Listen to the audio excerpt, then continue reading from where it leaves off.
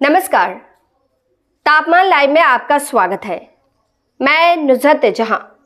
तकरीबन 40 वर्षों से दो गांव चिरैया और बैरिया के बीच झूल रहे बायसी विधानसभा क्षेत्र की सियासी फिजा इस बार कुछ बदलती दिख रही है। राजनीति महसूस कर रही है कि 2020 में एमआईएम उम्मीदवार के तौर पर निर्वाचित सैयद रुकनुद्दीन अहमद के शामिल होने के बाद राजद की कुंडली गड़बड़ा गई है। अब्दुस सुभान राजद के धाकड़ नेता हैं। 22 से राजद की उम्मीदवारी इन्हें ही मिलती रही है। 2020 में भी वह राजद के उम्मीदवार थे। 38,254 मतों के साथ तीसरे स्थान पर अटक अवश्य गए थे, पर मतदाताओं पर उनकी पकड़ पूरी तरह खत्म नहीं हुई है। उस चुनाव में सैयद रुकनुद्दीन अहमद का मुकाबला भाजपा के विनोद यादव से हुआ था। 16,373 मतों से विनोद यादव पिछड़ गए थे। सैयद रुकनुद्दीन अहमद बैरिया गांव के रहने वाले हैं। सिटिंग होने के नाते 2025 के चुनाव में राजद की उम्मीदवारी उन्हें ही मिलेगी, यह करीब करीब तय है। पूर्व विधायक हाजी अब्दुस सुभान चिरैया गांव के हैं।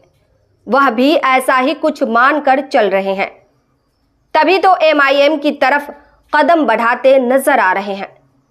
चर्चा है कि इसी समझ के तहत उन्होंने संसदीय चुनाव के दौरान एमआईएम के प्रदेश अध्यक्ष अख्तरुल ईमान का सानिध्य प्राप्त किया था।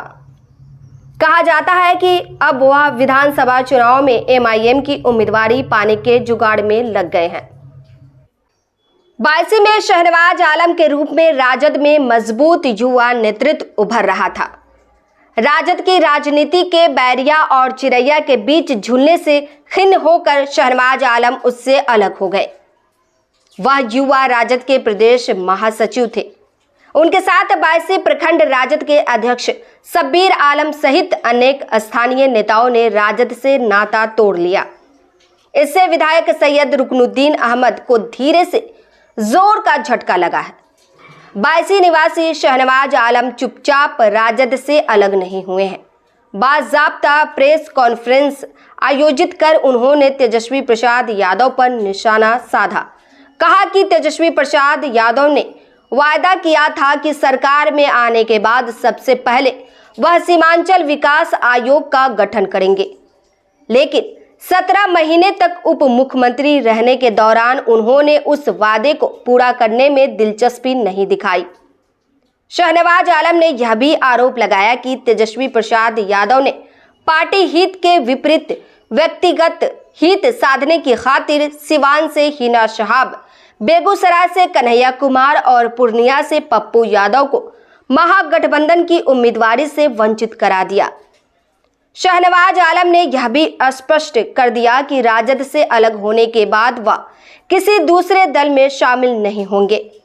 पूर्णिया के सांसद पप्पू यादव से मिली प्रेरणा से 22 विधानसभा क्षेत्र से निर्दलीय चुनाव लड़ चिरैया और बैरिया गांव के साथ साथ एमआईएम और राजद के तिलिस्म को तोड़ देंगे।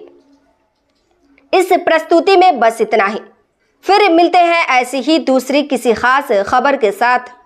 वरिष्ठ पत्रकार अशोक कुमार का यह विश्लेषण पसंद आया हो तो अपनी प्रतिक्रिया जरूर दीजिएगा। तापमान लाइव चैनल को देखिए, शेयर कीजिए, लाइक कीजिए और सब्सक्राइब अवश्य कीजिए। धन्यवाद।